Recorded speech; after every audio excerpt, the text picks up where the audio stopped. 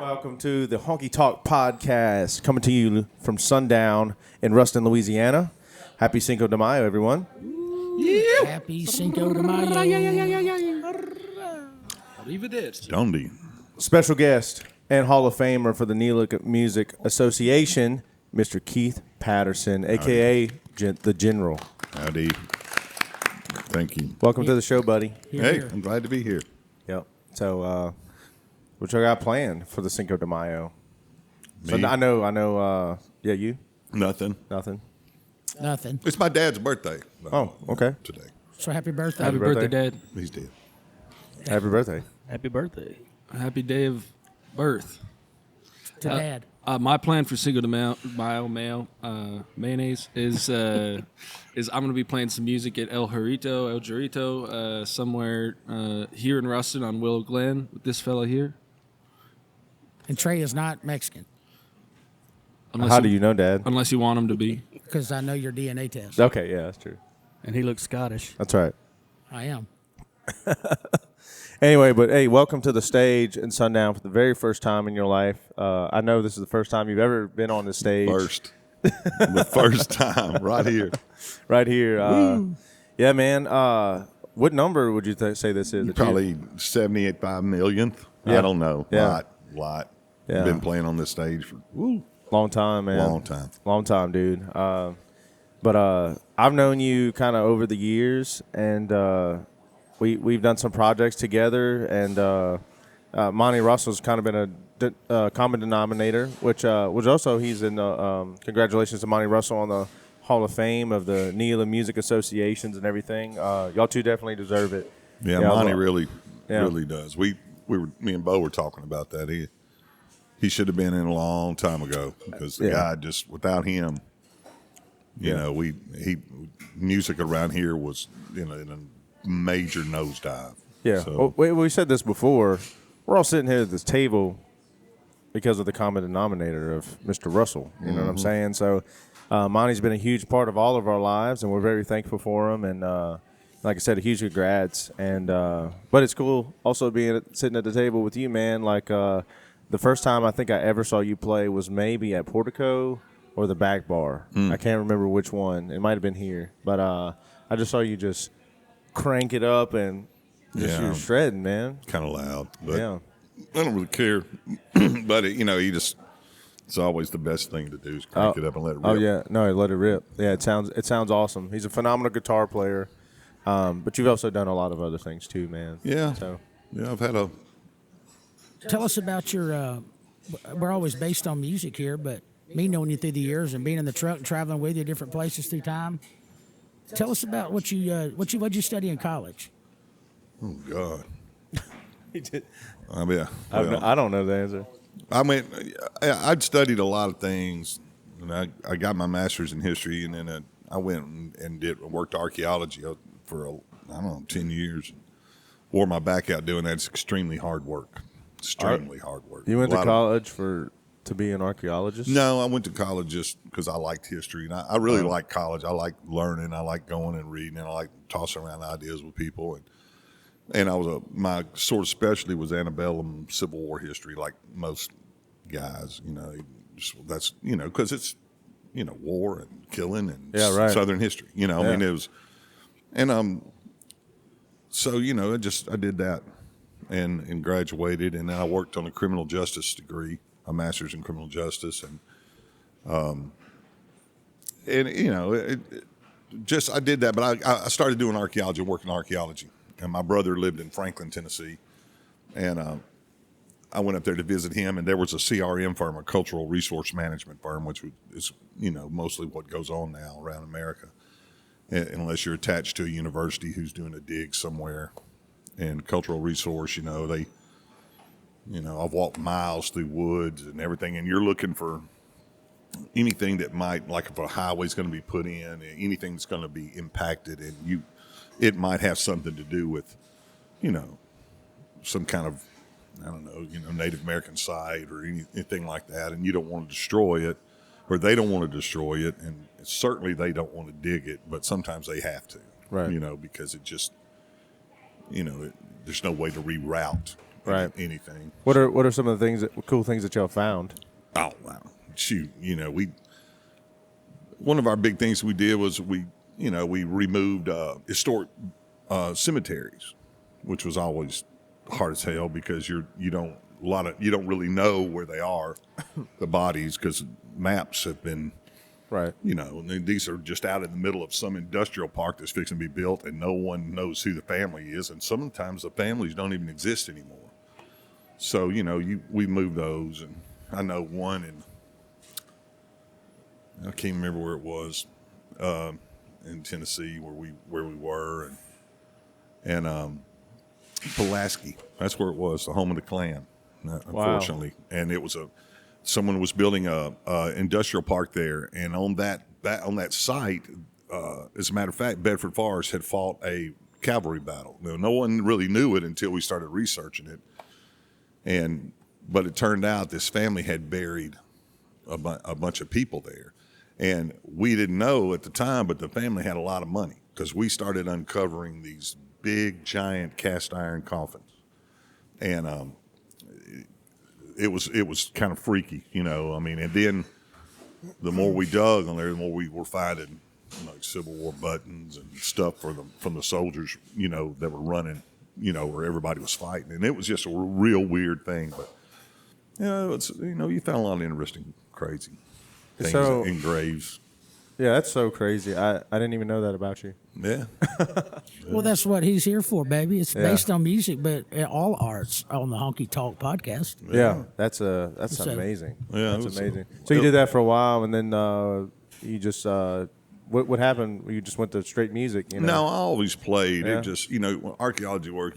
You work, and it's like construction work, sort of. And then you're off, and then you go work a lot, and then and so I always gigged or around and played. I didn't really, I was raised in Nashville, right outside of Nashville, and I didn't really. When I'm back in Nashville, me and my wife moved to Nashville. I didn't play a lot. I mean, because I don't want to get up on stage and do the shit the same way every night. It's boring to me. And now a lot of people like that, and Nashville really likes that. Don't alter from the record. Don't step out. Don't make a move. Do it just like this, because a lot of people don't understand it. When you do that, and I'm just not that way. Right. I've got to do something different with it, and that's what scares people when I get on stage with them. They're like, "Oh my God, what's he gonna do now?" And Yeah. That's what makes it good. yeah, I think I Make scared. it your own. I scare Aiden every time I get on stage because he's like, "Oh hell, what am I gonna do?" Where are we going with this? Yes. That happened Saturday night. He was like, "Oh my God!" So Where'd y'all play Saturday? Enox, Kevin Oh, Gordon yeah. played with me and Monty and Aiden, and I'm sure it went well. The gig probably went well, didn't it? well, Was it's it received well? when you use the Monty Russell PA, it goes as good as it can go. Amen, brother. Amen. You know. I was going to stop by there. I was playing at Traps, and then when I left, I was going to go by there. I was like, I better get my butt home. I ended up drinking and have to Yep. hitch a ride. Yeah, Yeah, that's exactly right. yeah. Bro, that's a nice shirt you got on, man. Thank you. I have been trying to do better with my wardrobe. In the last 10 years, I've never bought new clothes. So Well, we were going to say something about that, but Well, we let that ride.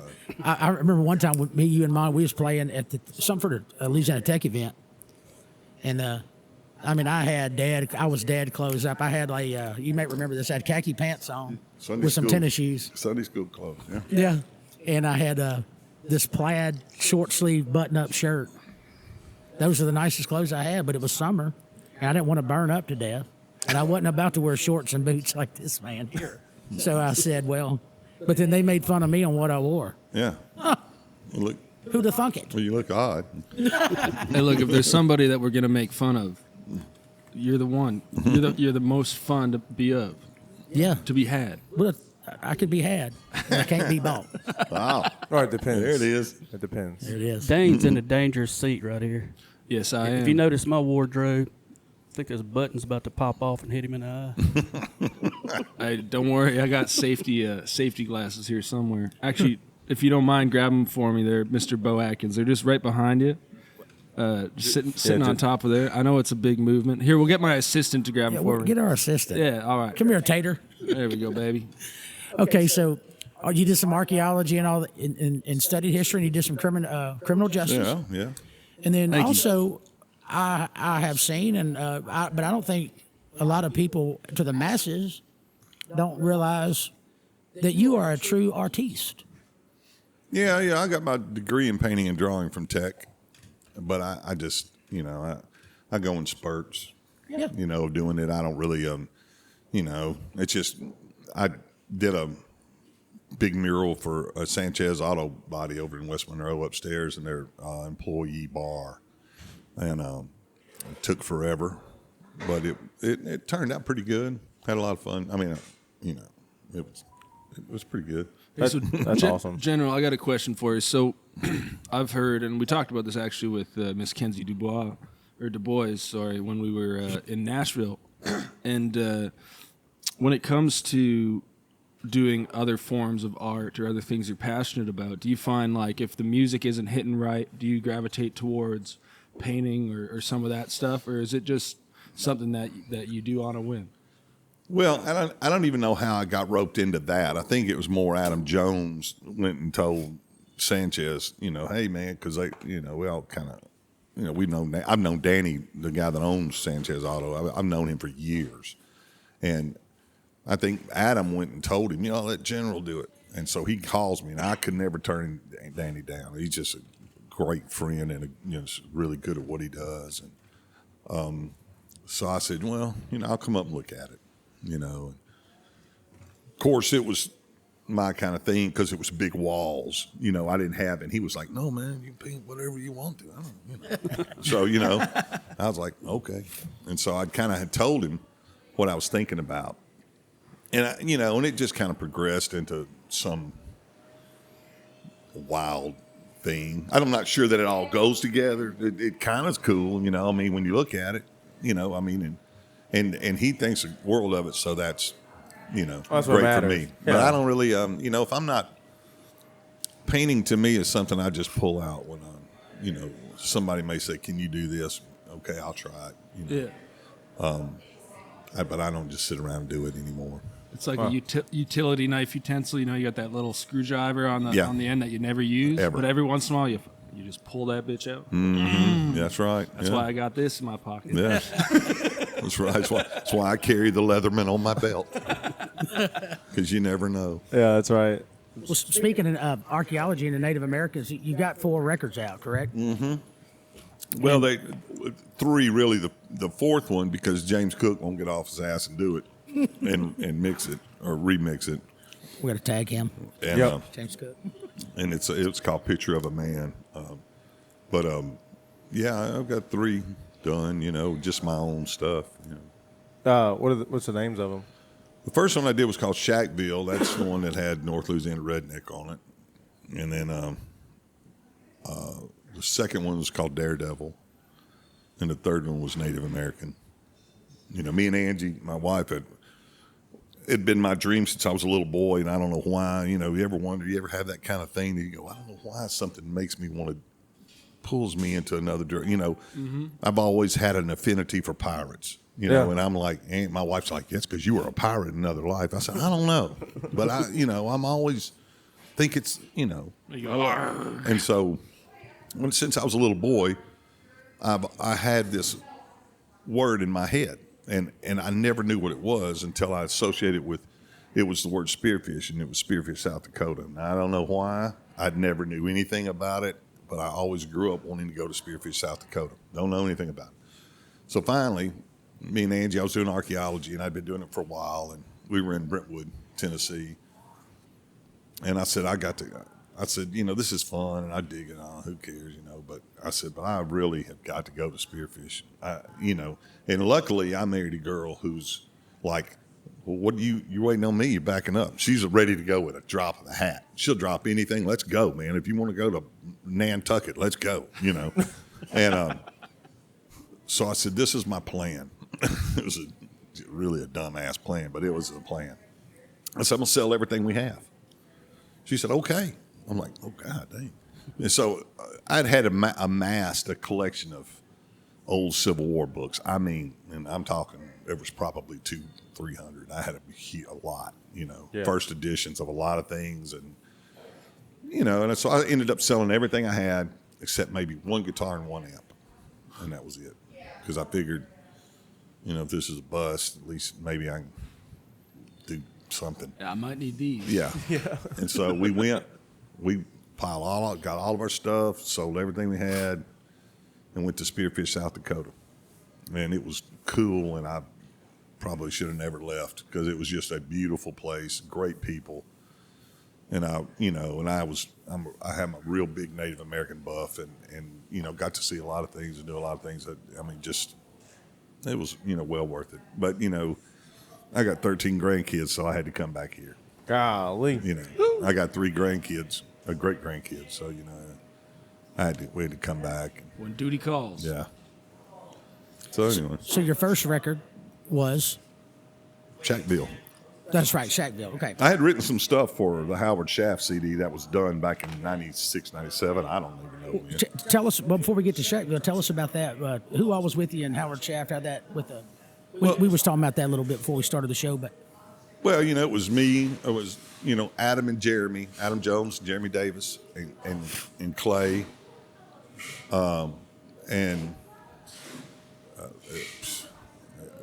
James Cook. He played saxophone first, but then we made him become a bass player because he's a really good bass player. And Derek Mixon. And Tony Cordellini played keyboards. We had a couple of different keyboard players, But, it was a fun band. It just, we played enough to get on each other's nerves. Did y'all play mainly around? Well, we played a lot around here, and we made a lot of, you would have never thought that you could make the kind of money we made around here back in the day. Of course, now there's no places for bands to play, and they sure don't want to pay you if you do have a band. They don't want to do it anymore. And but that's fine. It's just kind of cyclic. I don't know. It goes on a cycle. There you go. Yep. But it was Howard Shaft was it was fun to play. They were way younger than me, probably almost 20 years younger, and their love of music was incredible. They knew a lot of music, and they liked a lot, and I learned a lot from them. I probably got on their nerves more than anything because I was the one that pushed them to get out of this town, so we got a booking agent. We quickly became the booking agent in Montgomery, Alabama. We quickly became their number one act. We were just all over the place. But we were coming through the same time that Pimo was coming through Blues Old Stand. We would see him, we would cross paths all the time. It was a fun band. It still is if we ever get together again. It was fun. Yeah. We played a lot up here, right on this stage, when it was just the floor and this. Yeah. It wasn't nothing. Yeah, up here at the Sundown Tavern in Ruston, Louisiana. Yeah. Back when the walls were still solid blue. No, they had some different. It looked different, man. I don't know. It was so different. I remember They were all technicolored and it had a moving. The beer lights up here, and your shit would hum, and then you get shocked when you had your. Oh, yes. Dirty Power. Oh my God, it would knock you in the dirt, man. And then I can remember when we moved this stage, got rid of it, and all the junk that was underneath it, that had fallen underneath it over the last. Oh, Lord, over all those years, it was just tons of crap underneath. We were finding stuff. Hey, I remember losing that. That was, my cord. Or I remember, that there was tons of them. Just junk under here. Yeah, because this was your corner, right? Right here, yeah, where right I'm here. sitting was my corner. I never got to play over there but one time, and I was always over here in the corner. They put you in the corner. Kind of like at Enoch's. I'm over in the corner. They just, put a little sign over the General's corner, because that's where Y'all played here every Wednesday for many years, didn't you? What was it about? me and John Semino and Bruce Gay and Donovan Hatcher. We had the Semino Gin. no, it was the Blues Wednesday. I can't even remember what we called it. Blues Jam. Many And it was names. Wednesday, and then we played here a whole lot, man. It was for a long time until John. Now I kind of left because Bruce left first, and then I left because I didn't want to play without Bruce. I liked John. John was great, and I liked Donovan. It's just I wasn't, and I keep trying to tell people, they want me to come play the blues jam. I'm just not a blues guy. I don't know a lot of blues songs. I can play slow rock and roll if you want to call it blues, but that's not blues. Yeah. And guys, when you hear guys like Ira Barger or Danny Witherington, Right. Or even the great Kenny Bill Stinson, I spent 5 years with, those guys, they have anthologies of music in their brain. Oh. I mean, they just know what they do. Like, my thing is, my kind of shtick is I'm able to I have a really good ear, but I've also had to play a lot of different kind of things for a long time. So I usually know when somebody gets up and says, hey, let's play, I don't know, Footloose. Okay, I got you. Or let's play, Born Under Bad Sign. Okay, I know how to do it. Or let's play, Poncho and Lefty. I got it. Which version you want. And that's my kind of thing. I know that. And that's why I get chosen sometimes to play a lot of shows, because I already had that sort of library. But those guys, to me, were always on another level. Yeah. Because I didn't, if you want an anthology of Buffett, I can do it. If you want an anthology of Springsteen, I probably can do it. But nobody really wants to hear that. Do a lot of drive-by truckers too, don't you? I've done a couple. Yeah. Heard you cover that. It's a good cover. Yeah, no, He's a yeah. modest man. That's a Yeah, well, modest man that's right what I there. love about like just knowing you over the last, I don't know, almost decade now probably. But it's every time I see you up there, it's I see such like you.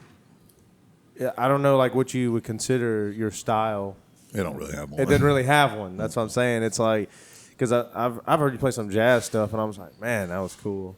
It's just become a gumbo mess. That's That's kind of what it is. And it's Kenny Bill used to say, man, you play well, but you're just spastic. And I always thought, wow, that's pretty much right. He's right. And it's a very spastic way to play. Yeah. Yeah, it's very distinct, and I can, I know when you're playing, it's cool. There's a lot of guys that, I admire around here, the way they play and the way they get the sounds they get. I love to hear Toby Trader play. I mean, oh my God, the guy plays like a bird and plays slide, and he's great.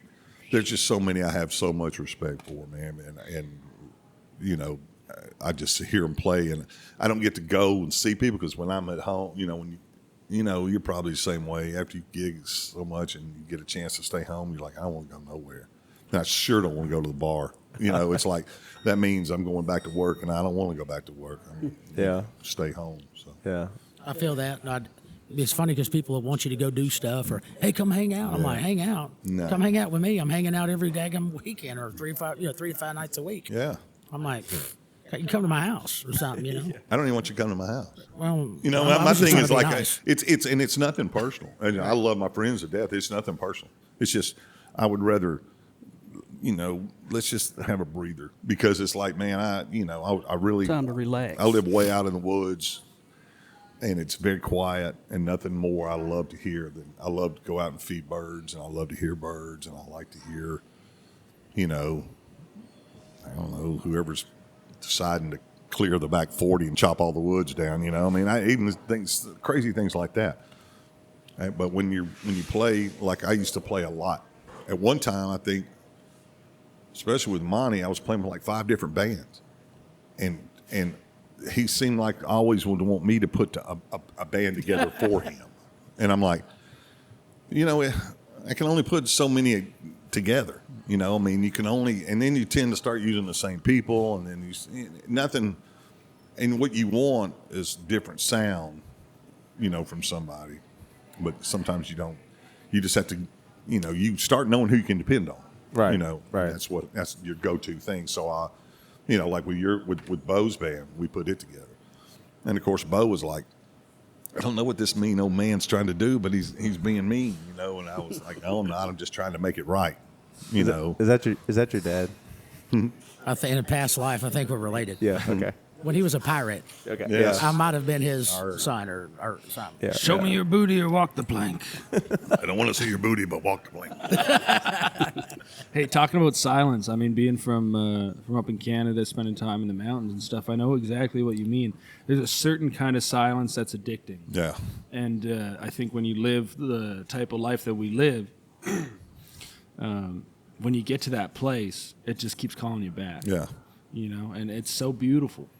and you talking about people chopping down wood in the back 40 and the sound of the birds and stuff. Now, my favorite kind of friends to invite out there are ones that you can just sit in silence with. Yeah. You know, you don't need to be talking all the dang time. You don't need to be working on a song. All you got to do is just come exist, because that's where I think the music comes from. Yeah. Is when you're just sitting there and you're open and You got to listen. Expect it. Exactly. And it's like, you know, if I go to Nashville and hang out with James Cook, you know, our problem is, you know, we like to sit by the fire and drink whiskey, which is good for your health. sometimes, but the next day's not. But, and so it's, you know, you go to his house, you better have a plan, because one of them nights that the plan is going to fail because you're going to be out there by the fire pit. And, but you know, it's still fun. And I like hanging out with my friends. I do. It's just a lot of times when you do this a lot, sometimes you tend to, people don't really realize, they think of the drop of a hat that you'll just sit around. One thing that Monty does that I find not cool in my world is Monty will play a song at the drop of the hat. I call that kumbaya. I will not kumbaya. I don't do it. I'm not going to sit around and kumbaya for any, just, you know, hey, General, sing us a song. I don't want to sing you a song. You know, put the shit on a CD, man, or turn the shit on the radio. I mean, Yeah. I don't, you know, I don't, if you work for Energy, I don't ask you to come to my house and, Hey, turn on my TV, bro. yeah, string up some electricity for fun, do I? No, I don't. One of the greatest things you've ever said, and put it in perspective for me, you said, when I'm paraphrasing here, but you'll know exactly what I'm talking about. People would want you to come and play. Hey, bring your guitar. You want to come over and hang out like you're having a crawfish bowl or something. And like, hey, come hang out. Oh yeah, bring your guitar. You get up, set up, man. We'll feed you free crawfish and they give you some beer or something like that, and blah blah blah. And you're going, what? General one time had a comment. He said, look, if you're a plumber, I don't expect a plumber. Hey, man, come over here and fix my pipes, and I'm going to feed you some beer or something. Well, it's like, Or give you some free crawfish. Or if they argue on how they pay you. Like, if the plumber comes over there and, or the AC guy, prime example, come over there, let's see your AC ain't doing good. A lot of times you go out there, you notice it's stuffed with dirt and leaves and all that. Well, you get a water hose, I just spray it out. But if they come, it's $150, and you don't argue about that. You cough up that $150. That's right. So when a musician walks up and says, "I need this," give them their, or don't have them. Don't ask them to come and play them. the best way I ever heard it is like, hey man, I got sawhorses, and I just bought some lumber. Why don't you come over, drink some beer, and build me a deck? That's right. But and that's why I tell young guys that are out doing it, not young guys, but guys that are out doing it, not as long as I've been doing it. I tell them, you set your price and you back off of it. I've often, I like it, and when I tell Monty Russell jokes, because I love him dearly and I can rag on him probably more before anybody else can, I always laugh at him. I said, I told him, I was like, you'd go to Halifax for some enchiladas and $50, and I'm like, I ain't doing it. And of course, we did it for years. We would go to Baton Rouge and open up for everybody. I don't give a shit who it was. We'd open up for them at the Varsity, and they'd pay us $50 a piece. I'm like, so finally I just said, no more. I ain't doing it. There ain't nobody left on this earth that I want to open up for except maybe Los Lobos, and that's it. Yeah. And I've opened up for everybody I can possibly think of, and I don't need the exposure. So when someone says, well, you got to get the exposure, I'm like, I've been so exposed. I should be in Playgirl magazine. That's how exposed it is. I don't need any more of that shit. So it's like you can save that, and get $50 and some enchiladas, and Monty will come play for you. I'm not going to do it. And Monty knows that now, so that's why he kind of laughs. I mean, if Monty asked me to go, I would always go. He's the only guy probably, or maybe the guy I play for now, Josh Madden. If I really need you, okay, I'll be there. But otherwise, I'm like, nah. Festivals are the worst. Festivals are the worst. They'll get the worst act and not pay the good act that's got original songs or songs on the radio. They'll pay them. Here's your bracelet to get in. Yeah, and here's your $150 and a peach rum drink. Yeah, and I don't get it.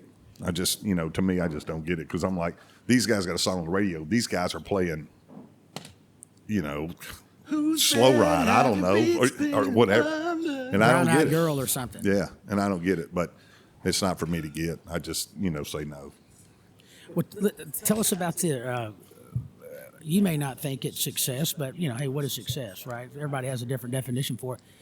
But with the North Louisiana Redneck the North Louisiana Redneck album, and the song Bloody North Mary. Louisiana Redneck. Yeah. Did that ever did you ever see anything blossom for you No. around these parts at all? Nothing? Just, people liked it, I think, when it came out, because it was kind of a different kind of song. I don't know, the only reason I got asked this the other day. And I was like, I write a lot about living around here because doesn't nobody care about people from this area. Amen. They care about South Louisiana, and not putting anybody in South Louisiana down. I understand the cultural beauty, and I get all that. We're not possessed. We don't have that up here because, like, I'm Scottish and all my family's Scotch Irish, and that's what we are. And we're not a cultural, we're not iconic culturally unless you want to watch Braveheart 15 times, which is, the whole movie's a lie, so it don't matter. But it's still. Or if you want to put booze in your coffee in the morning, then praise the Irish. I mean, it's kind of like that. But people don't realize that in North Louisiana, and I put Shreveport in North Louisiana. That's where rock and roll started. I mean, and that's what I don't get is that we don't get that up here.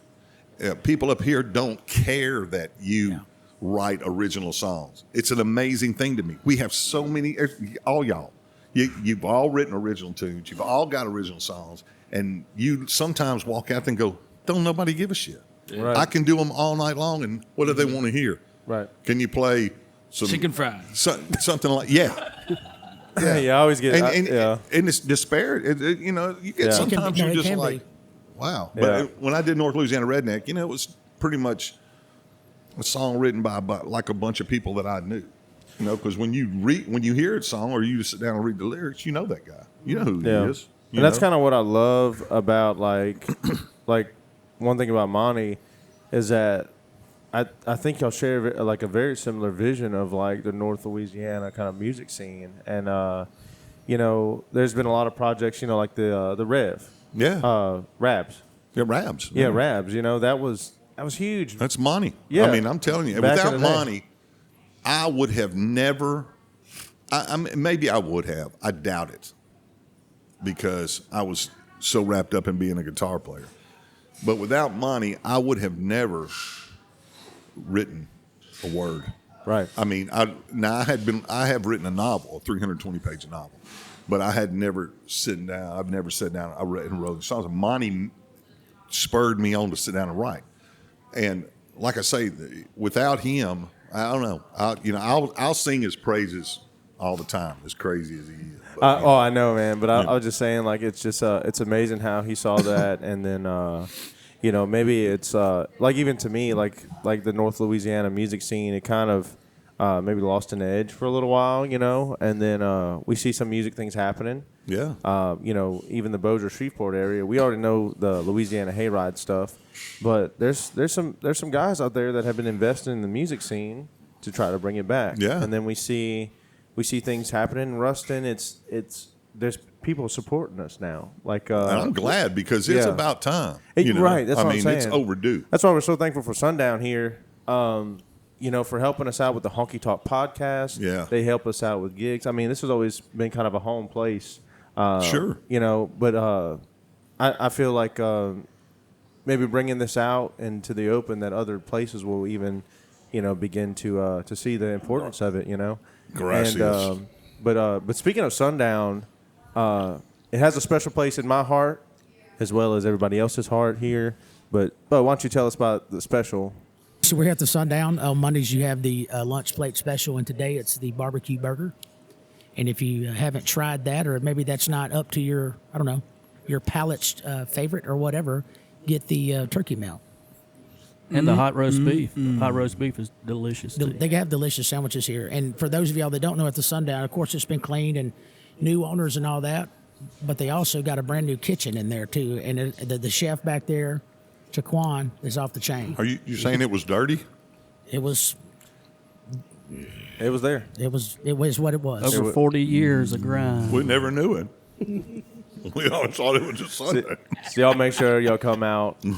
But it has not lost its grit, is what That's I'm trying right. to say. It's still got its grit. It's still got its It's good stuff, but it's enhanced now. It's even better than before.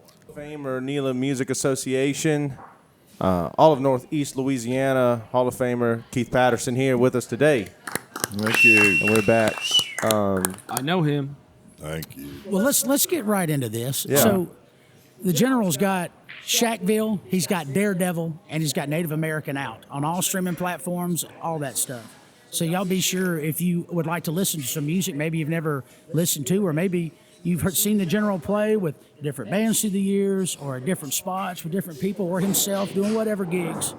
You may not have known he had his original music out, or never thought about. Think about it. Go listen to it, download it, or whatever you do. Stream it, YouTube it. It's on everything. Hell, So- stop thinking and take action. That's it. Today's the day to become. The man that you've always wanted to be. That's right. Or, Amen. or woman. If you listen to 107.5, you'll hear it too. I hear North Louisiana Redneck on there all the time.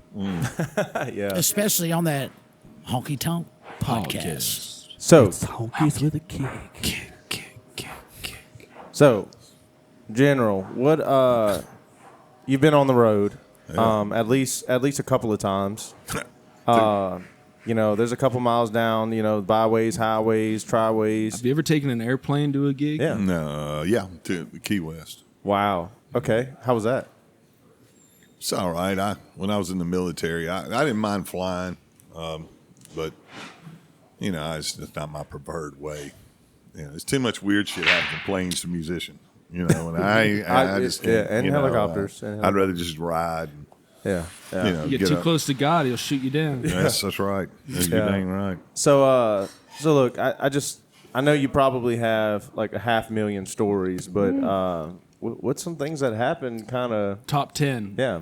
Or Yeah. top 10. You can't do the top 10 because you get in trouble. Yeah. No, PG-13. We can we've had a lot of- beep it out. No, we've had a lot of fun. I mean, I've had, I don't know, man. I don't even know where to start, man. I mean, it's just things that, If you beep it out, it'll be total silent. one of the guys, man, that really, I don't know why. I guess I just pissed him off for some reason. I don't know why. I tend to have that effect. But Charlie Robinson, I love Charlie Robinson. Loved him. Still, I mean, the guy was just great. And we opened up for him. Seemed like me and Monty opened up for him like every weekend for a while. It was just every time we turned around. It was well, Charlie, his guitar player absolutely didn't like me whatsoever. I don't know why. I couldn't. He just didn't. He might have felt threatened. No, I don't think so. I think he just a dickhead. I don't know. But I mean, he was just that way because we never. I don't know. He just was. I don't know. And but Charlie, of course, Charlie wasn't the most affable guy either. And Charlie to me, he's a big dude. And we'd opened up a bunch. And so one night we played in New Braunfels at the River Road Ice House. I was at that. It was fun, and we used to take these bus trips, and these bus trips were crazy. They were just crazy, and we would have a whole bunch of people on the bus, and we'd go down there and play. And so we went down and played one night, and I got locked out, and I was trying to get in the gig, so I had to walk all the way. I mean, a long walk, and I go by Charlie's bus, and he was out there, and I said. And I just walked by him because I was going to go in the bed. And I said, "Hey, Charlie." General Patterson goes, "I know who you are." And I was like, and I just walked on because I was like, "Man, that's okay. I don't need to get my ass whipped out here by this guy just for no reason." And then he was always. I just liked him. The guy was just. He was just to me, he was really cool how he did it. There was a lot of guys like that I watched that. Were just really cool how they did it, and he was one of them, man. I mean, I liked his songs, I liked the way he wrote.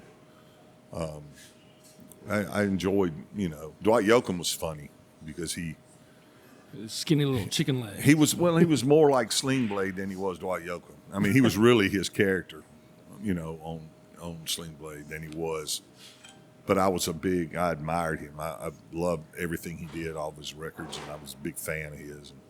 Yeah, still am. It's just that he was funny the way he was, man, because he just get on your ass quick. I mean, his poor old band guys, woo. I felt bad for them. They were all great. I mean, you have a slacker in that whole crew. It's just if something did, but I always thought it was weird. He'd come out and he'd have a notebook. He had a notebook like that thick. And he had a music stand, and there were all his words on this notebook. I'm like, what the hell? And they just freaked me out. Right. I'm like, don't you know all your words? Now, of course, you have a teleprompter. Everybody uses a teleprompter. That's right. They all do because it's a lot. It's a lot. Springsteen does a 4-hour show. He's got teleprompter. He can't.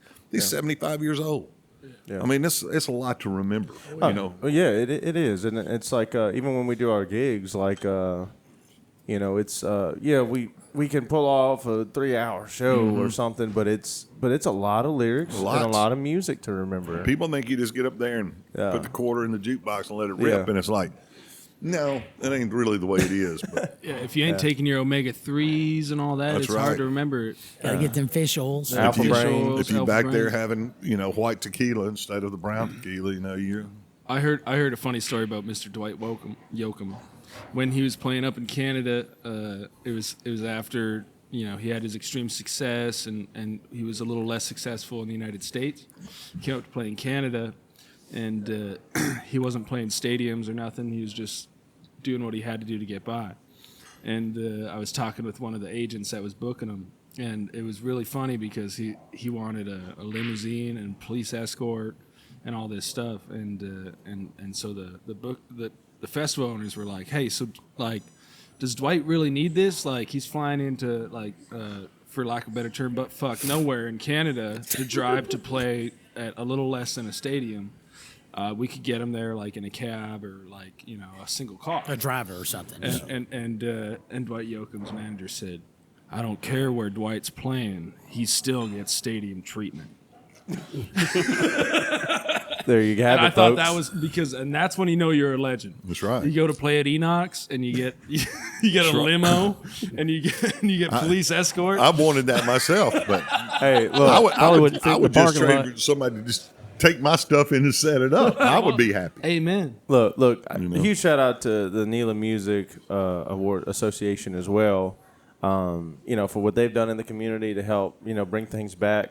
But it just reminded me of the story of us, Dane. Oh yeah. Well, we got a really cool story. It was I just remember it. It was hot, so I must have been in Louisiana because it was hot. It must have been like summertime in Louisiana. Yes, it was. And we got invited to play main stage at the Louisiana NELA Musical New Awards. Awards, And so I stopped at Trey's house and I said, I don't know about you guys, but where I come from, when we have a privilege to perform on a big stage, we take it all the way.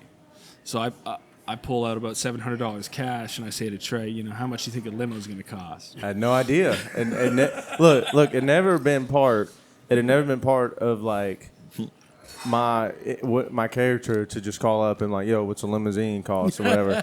But So I call this funeral company that's right.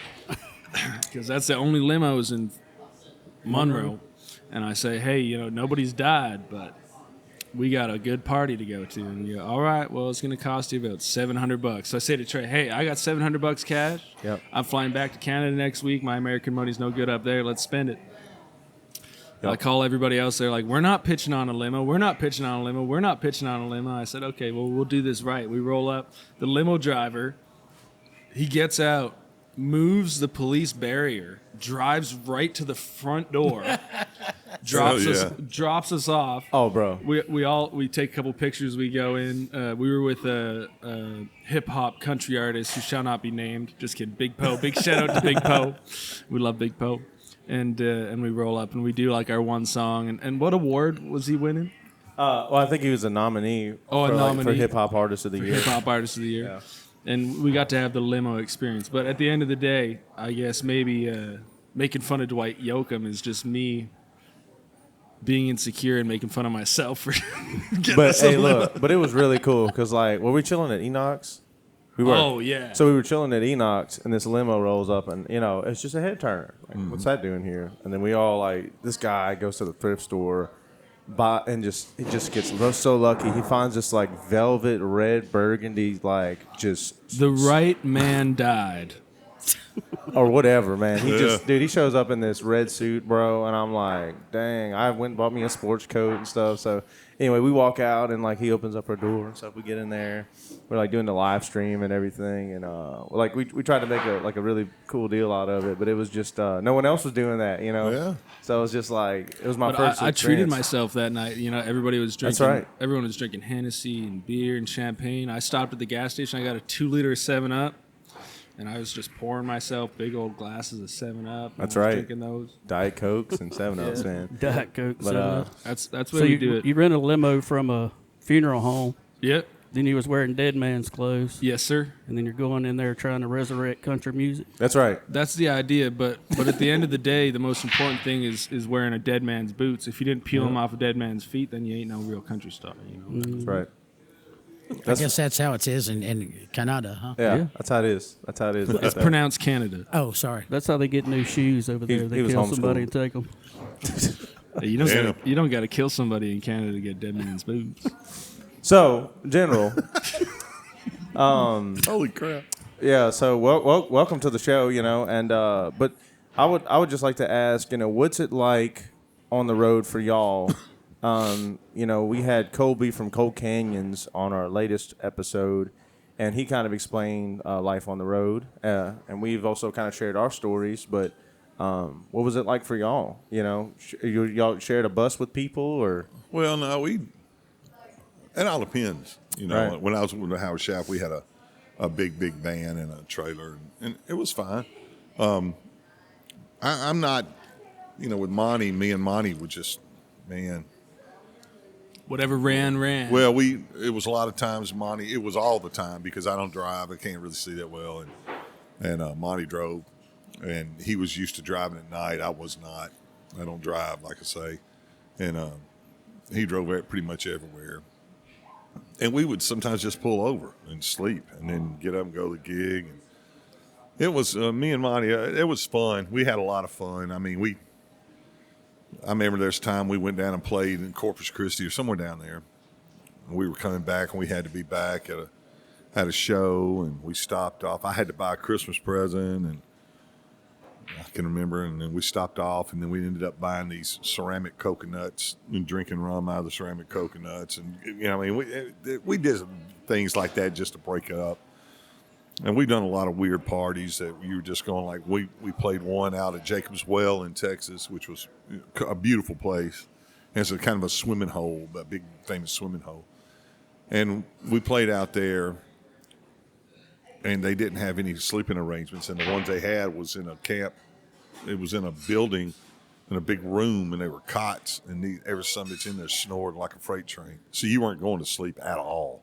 Monty fell asleep outside in a chair. And these deer, I woke up and there was like 4 deer around him looking at him. Yeah, I had been up all night. I couldn't go to bed. I There you go. Hello, God. It was funny. It was the funniest thing I'd ever seen. And luckily, we got out of there early. But I was like, all those deer were looking at you, man. Anyway. That sucker can sleep anywhere. Anyway. oh, We just learned to do it. I asked him. I was like, "Hey," I rolled into his house one day. I was like, "Monty, man, what are you doing?" He's like, "Oh, I'm just on a break, sitting down." Mm-hmm. I said, "I'm surprised you're not having a nap." He goes, "No, if I'm sitting down, I'm napping." That's right. If you don't understand, when I was in the military, the one thing they taught us, we went to class about it, was power nap, how to take the power nap. And it works. Yeah. And you 15 minutes here is better than 4 feel hours like, there. Yeah. hey, so you served. Mm-hmm. Tell us a little bit about Yeah, that. I want to hear about that. Yeah. I wouldn't when I got out of high school in 1979. I went to the Navy. Then I got out of that, and I went to the Fleet Marine Force, and I was a medic. And then I got assigned to a parachute unit called 2nd Anglico, which they jump in 2-man teams and they sit and hide up on these hills or any place and they observe and they call in air support. You never know they're Right, there. right. It's, and they're really good at it. How long were you in the Navy for? I was in there for about almost 3 years. I was on this boat. I got after I did that, they sent me to this boat, USS Detroit, and it got dry docked. Okay. After Yeah. a Mediterranean cruise. We were out the year Libya tried to attack the Nimitz. We were with the Nimitz. Okay. And they called a battle station. And of course, I said, well, I guess I'll be dead here in a little while because, it was just a bad scene. Right. Yeah. But we shot their airplanes out of the sky, and they were terrible. Ours were so advanced, and they weren't. Well, sure. And so, Yeah. But when we came back, they dry docked our boat, Right. and they didn't have a billet for me. So you were part of a fleet. I was when I was in. But Yeah. when you got The dry net- docked, you were left hanging. Yeah, there were nothing to do. Right? Yeah, right. They had more. What they do is they have more You're a pirate. more Navy people. He's a more, fucking pirate, you More guys. corpsmen or This- more medical people Right, than they have. right. Than they need. And so we didn't. They didn't have nowhere to put it. Yeah. So were y'all around like an aircraft carrier? Our boat was what they call a AOE, ammunition resupply boat. Oh, okay. Yeah, And they 'cause resupply oil and food and all the weapons. Yeah. Well, it's amazing to me like how it's America compared to the rest of the world's Navy fleet. It's just it's huge. China's got a pretty big hoss of a Navy fleet, but America's is good. It's just Yeah. America's is a little outdated. Yeah. We just don't. The manufacturing where America used to be a big shipbuilding Sure. nation. you I mean, outsource it. we need to get back to that because that was a Right. strength. That was Yeah. one of the strengths that we had as America was to be shipbuilders. I mean, I don't beat the flag. I don't beat the I'm not I don't beat the drum for war. Oh, right, I ain't right. that guy. But Yeah, right. I'm all for a very powerful Navy and very powerful Army and Air Force. I'm all about it. Yeah, but, sure. And I think, but they also create a lot of jobs. Yeah. And Oh, yeah. especially down South Louisiana, but down Mississippi and Mobile and places That's right. like that where it was all shipbuilding and they built great ships. Yeah. And it's one of the things that needs to be brought back to America is that whole mindset Yeah. of shipbuilding. So after that, you went to Marine Corps medic. I was sent with the Marine unit. Yeah, You're sent with the Marine unit, Special okay. Forces unit. And that's what it. Correct me if I'm wrong. Like in the Navy, if you are the Navy usually carries the Marines around, right? Yeah, but and if you're But if you're a corpsman, Yeah. basically you're the Marines. you're medic. medical Yeah. Right. back Okay. thing. Yeah. But I So- don't like it. So So trying to relate this all back to music, I just want to know what is like the core of your guitar inspiration? oh shoot, man, I don't know. Because, man, I because didn't- like if you were gonna say to a young man like myself, which I ain't that young, but I'm as young as I get, and what I want to know is if you were gonna say here's what you need to know, in a nutshell, to be a guitarist, where would you start? I would have to tell people, and this is something that I get a lot of guff about. I tell people, especially if you're playing acoustic, I try to tell people, the capo's a crutch to me, because if you don't know your neck without a capo, but that's just me. A lot of people use it. Monty uses it. A lot of people do. I don't really necessarily use it. Occasionally I will, because you get a Okay, so different kind of lesson voicing. one is capo's a crutch. I would, in my book. But I love your think that book. you need to know your neck, and I think you need to know the chords up the neck. And I Lesson think two is know your neck. know your chords. Yeah. Yeah. And after that, do you play much lead? I've not been known to play a little bit. All right, so when you're going to start your lead, where do you go to? That's a, That's I a don't myth. know. It's a So- big one because I don't know, man. Well, all right. Well, look, you're an amazing guitar player, but I just on my journey and stuff, and y'all could probably relate to this as well. But like, how important is it to know your scales, or do like, I don't know any scales. Exactly. That's what I'm don't saying. know I was like, I remember talking to you one time, and you don't even know scales. I don't. But you're like a positional player. Right? I guess if you want to call that, Yeah. I guess I am. I don't really know a scale. I don't, And- a lot of people say, yeah, you do. You play that. I'm like, Well, and you said I don't- earlier today that you primarily play by ear. pretty much. So basically, if you know the chord shapes for the progression, your ear knows where to go. With the So fingers. yeah, but I also know that if I'm playing on the fourth fret, I know I can play C sharp, Yeah. and I know I can play C sharp minor 7. I know I can play C sharp major 7. I know I can play those chords. A lot of people don't, because they don't want to sit down and learn the chords. I'm Right. like, well, that's your problem, The because chords are the basis for your lead. and they don't understand that if you're playing in the key of C, you have a relative minor that's a key of A minor. Right. And so A minor figures a lot in a song. And especially a lot of the songs that you listen to today. Instead of playing a C, they'll play an A minor. Instead of playing a D, they'll play a B minor 7. Yeah. Instead of playing a So G, they'll play an E minor The 7. relative minor is It's- lesson 4. right there. I don't know if That's it's it. lesson 4, but it's know your chords. Yeah. And there's nothing wrong with getting a Mel Bay chord book. I'm going to tell you. Yeah. I would much rather stand on stage with somebody I can yell C sharp and they know exactly where it is until because a lot of times I stand on stage and I have to coach. Yeah, while you are the when you're on there. Usually, you are the band. You are the band leader. I mean, you have to And I know, coach.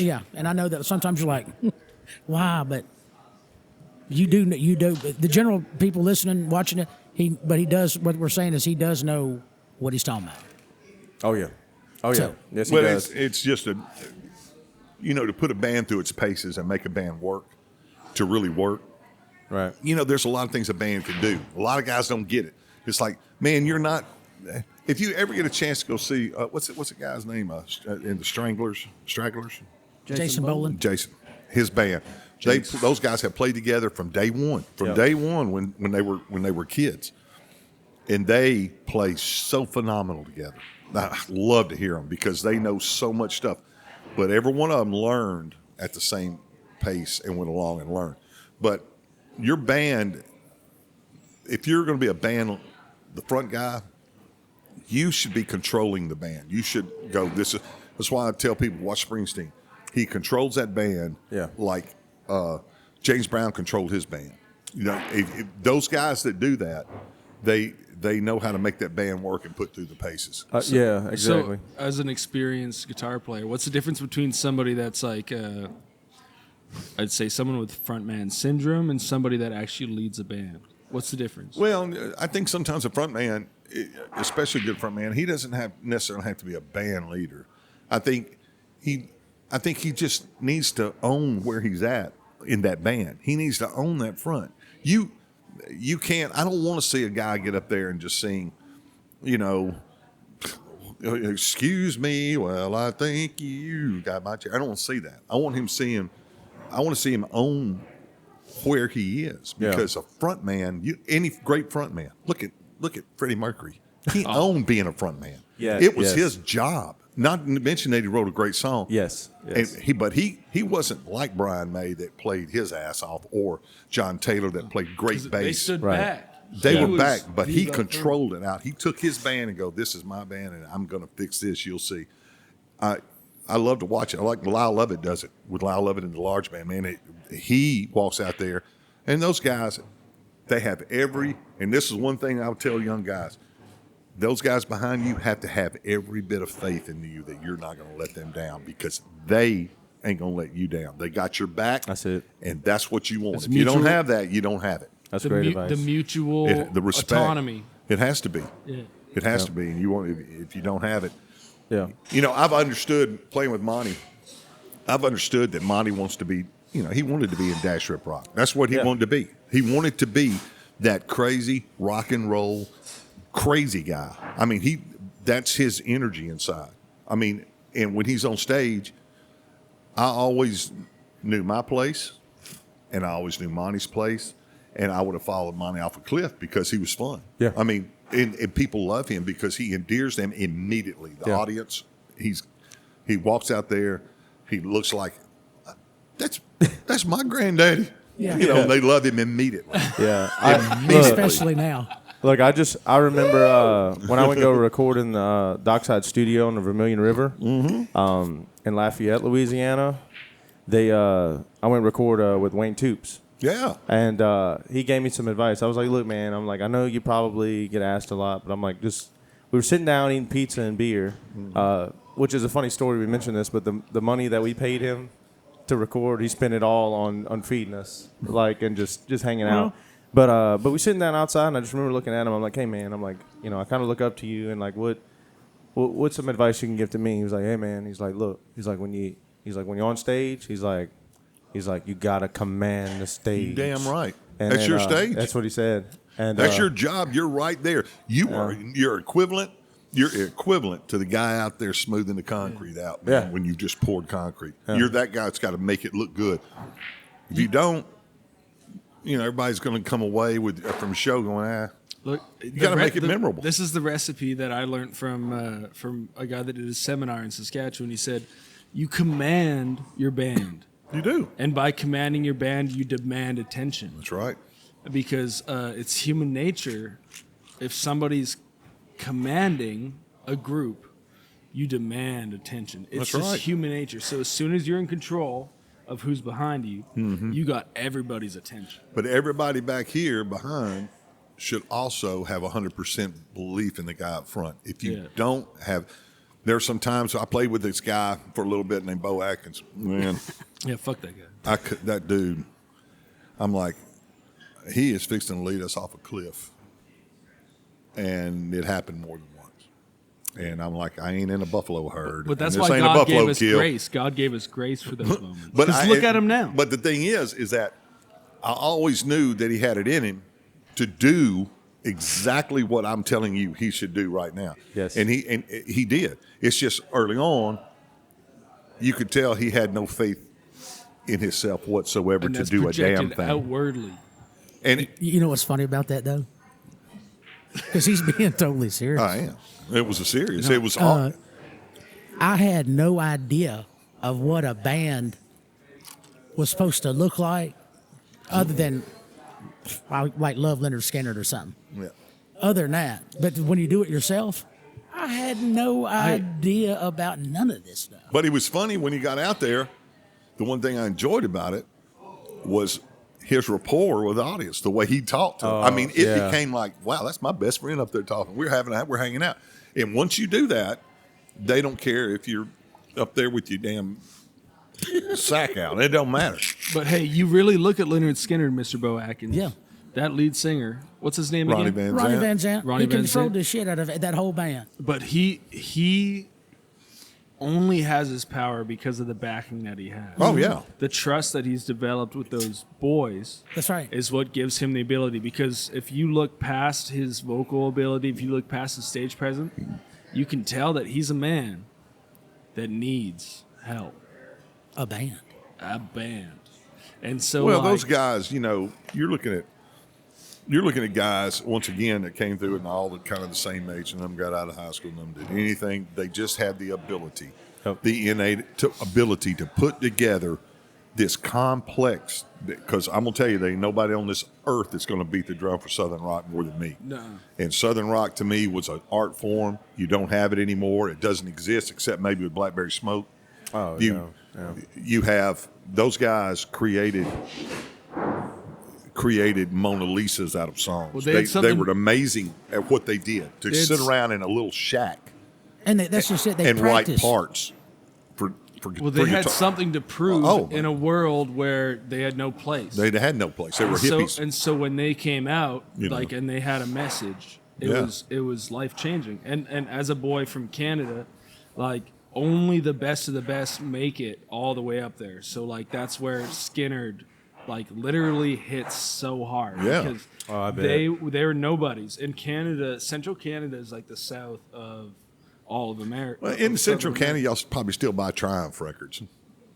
My dad literally has Triumph records Damn out right. the yin yang. They were great for Man. the three-piece band. Man, They you were trust me, man. Like the Central Canada is like the deep south of the United States. Yeah. And when Skinnerd made it from Alabama, is that where they're from? Gainesville, Florida. Gainesville, Florida? Around there. Yeah. Okay, but they were recorded in Muscle Shoals, Yeah. right? Yes. And so basically, everyone who made it to Muscle Shoals made it to Canada. And when I was 16 years old, it was Cover the Rolling Stones, Leonard Skinner, all these amazing groups, Dr. Yeah. Hook, Yeah. they were the ones that really defined who we were. And it's because you can't just be somebody from nowhere. You have to be somebody from somewhere. And you guys set that example. And that's what inspired me to move down here. Well, it's around here growing up, well, I didn't grow up around here. I grew up in Nashville. So we saw the little town I grew up in. My neighbors was Willie Nelson. I mean, Mr. Nelson and with his kids, Billy and Susie, and they were all our friends, and we would go over and hang out with Billy. My brother Keen and Billy were best. You couldn't separate them.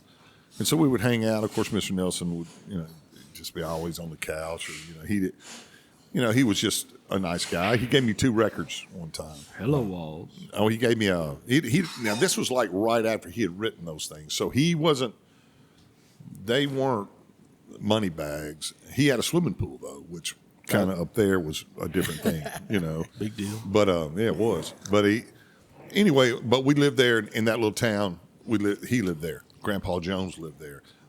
These guys that were on the Opry that we saw all the time, Lonzo and Oscar, these famous guys all lived around there, and they just String Bean lived on the farm right behind our house. When I can remember the night he got killed, and we saw these people. They were all like Roy Orbison's kids went to our school.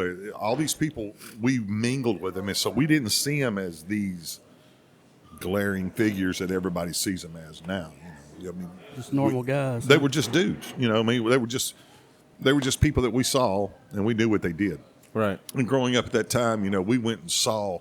My dad was worked from Lone and Hyde, and we had Grand Ole Opry tickets we could go all the time for free. I mean, because he would get these tickets, and we would go we saw everybody. So there was nobody that we didn't see. I didn't like cowboy music then. I still don't really like it now. I've had to play a whole lot of it. I don't like that much of it. When you say cowboy music, who Cowboys are you ain't referencing? easy to love. In your eyes. Who's Well, your I don't cowboy want music to. I don't. Hey, can Yeah, I got you. Bloody Mary. Could we get our assistant to just refill you. us quick here? Another Bloody Mary. Bloody Mary. Yeah, thank you, sir. When I say cowboy music, I mean anything that's on any kind of commercial country radio station. I can't stand. I just can't stand it. It's You didn't like it then, and you don't like I it don't now. like it like now. the windows But down, smoke rolling out, beer on the. When we grew up, it was called cosmopolitan country because you had people like Ray Price singing "For the Good Times," and when you hear that, you go, "That's a beautiful song." I hear it now and go, "Oh my God, I love that song." Or you hear, I loved Fair & Young because Fair & Young is from Shreveport, and so Fair & Young had "Wind Me Up." He had "Hello Walls." He had all that kind of stuff, and he was so good. And so you listen to a lot of that thing growing up. And my dad watched country music every night, or when we had a TV had 3 channels on Saturday, you watched it all from 4 o'clock till, and on Sunday mornings you turned on, it was gospel. You watched the whole gospel music thing. So I immediately wanted to turn from all that and wanted to be, I wanted to learn how to play Steely Dan, and I wanted to play Santana. I wanted to learn all that stuff. I didn't care.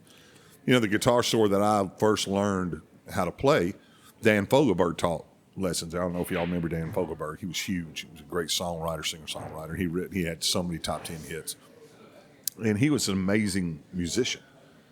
But, I was taught by a black man that was a Seventh-day Adventist preacher, big Seventh-day Adventist preacher, big, gigantic arms, one of the nicest men you'd ever met. His name was Roland Gresham. He was an amazing jazz guitar player. He played as good as Wes Montgomery.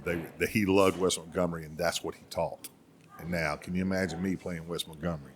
I just wasn't a jazzer. I didn't appreciate it. I should have appreciated it because that guy, I saw him.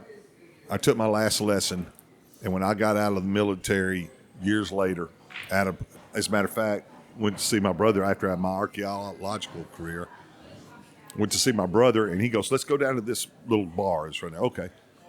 And who was playing there was Roland Gresham. I walked in that club, and he had taken a break, and I walked up, and he goes, "Well, Keith Patterson," after all those years, must have been 30 years. Wow. And he still remembered me. That's wild. And he's dead now, but he was so good. I mean, just freakishly good. Yeah, it's interesting. I kind of felt like that way about classical guitar. Like when I was younger, like 9, 10 years old, when I first picked it up, I was like, man, I just want to play rock and roll. That's all I want to do is 80s rock licks or whatever, heavy distortion or whatever. And I just didn't really appreciate it. But I think as my theory grew and as I grew as a musician, I really started to appreciate even some of the Santana stuff, jazz, classical guitar. I mean, there's so much you can learn from that. Musical knowledge is like a circle. You Yeah. start here. Here's my intention. I want to be a rock and roller. Right. And on the dark side of that is classical music. Well, And then it comes back. It's so weird. I always wanted to, I always told myself, I said, if I could get a Stratocaster to sound like Steve Gaines from Leonard Skinner, he had the best Strat sound I've ever heard, ever. I was like, I don't care about Clapton, I don't care about Stevie Ray, I don't care about none of them. But when I hear Steve Gaines play, his Strat sound is so freaking identifiable because of all the Gibson stuff they were playing, and they were using either a Marshall's or PV Mace. So I bought me a PV Mace. Well, now I took it down to Trax Music in Monroe to sell it because I just don't want to carry it around. Right. It's heavy, but it's 160 watts of pure tube power. Oh, yeah. Mix that And with some it'll knock you P90s, down. and you're looking out for trouble. Huh? Yeah. Get some humbuckers or P90s on Oh. that bitch. Yeah, that's But right. the Strat sound that Steve Gaines got was beautiful. When it's like when I wrote Shackville, I don't even really remember really writing a lot of it. And to me, a lot of people just love that CD. They love the whole CD because it tells a lot of different stories Yeah. about around here. Yeah. Dan Cohen played pretty much all the slide and everything Yeah. on it. I didn't really play a lot on it because I didn't really have any faith in my ability of doing Right. it. Dan's a monster too. Yeah. Yeah. Incredible. He was on my record too. And I played Daredevil. And I played all the guitars Dan didn't play. Hello, Bo. Hey, how you doing? Good. Hey, Yeah. what about Webb Pierce? I loved Webb. You was telling me about that at that event in Monroe. Yeah. Was he from Monroe? Yeah, West Monroe. Yeah. I love Webb Pierce. Webb Pierce was probably essential in bringing rockabilly to Yeah. prominence. And he was so good, and his voice was, the guy was just an amazing talent. That's one thing around here. People don't realize this area, we've dumped a lot of amazing talent into the pool. Tim McGraw came from an hour and a half from Ruston. Yeah, from start. Yeah. Yep. Yeah, it's crazy. But, Yeah. but I was look, out for a drive the other day, and I straight up, this is where Tim McGraw was born and raised. Mm-hmm. And when he was a little boy, he used to come out and he'd play. And we'd say, "Oh, Tim, you're good." We let him play over at the. What the hell's the difference? There's a lot of guys that played. I can remember when Tracy Lawrence played Yes. around here. He was from, he lived up going up towards Minden up that way, and Tracy Lawrence played around here. And I can remember when we would play with him, and and then I did 2 years with Laney when Laney wasn't. She was just Laney, oh yeah, well that's right, man. All right, hey, everybody say goodbye to our assistant assistant. Bye. See you Bye, later. Tater. because the podcast Bye, is Tater. over. How about General? You want to say goodbye to the crowd tonight? See you around if you don't turn square. Yep, that's right. So thank you for listening in to Honky Talk Podcast, guys. I know we're out of time now. General, thanks for being here. Anytime. And y'all got anything to say, y'all? Yeah, always at the sundown every Monday. We actually are going to hit the road again 2 Mondays from now. We'll be in Calhoun at the Thirsty Farmer. We'll be talking about grapes, music, wines, and charcuterie boards. And thanks for tuning in to HonkyTalk Podcast. The Kick.